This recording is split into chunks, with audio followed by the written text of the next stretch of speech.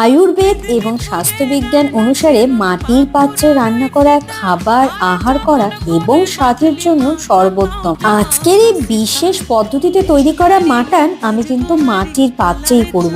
এর জন্য এখানে দেখলে জলে গুলে নিয়েছি ধনে, লবণ, হলুদ।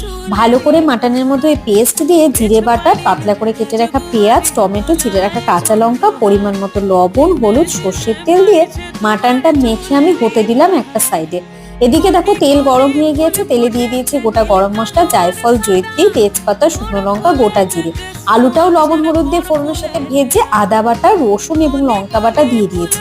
মশলা কষানো হয়ে গেলে এদিকে যে মাংসটা হতে দিয়েছিলাম সেটা আমি হাঁড়ির মধ্যে দিয়ে ভেজে রাখা আলুটা দিয়ে ঢেকে রেখে দেবো। দারুণ স্বাদের এই রেসিপিটি তৈরি করতে 1 ঘন্টা 30 মিনিট সময় লেগেছে। লো আঁচে করেছি, জলের ব্যবহার একদম করিনি, তাও দেখো ঝোলের অভাব হয়নি। গরম গরম ভাতের সাথে অমৃত।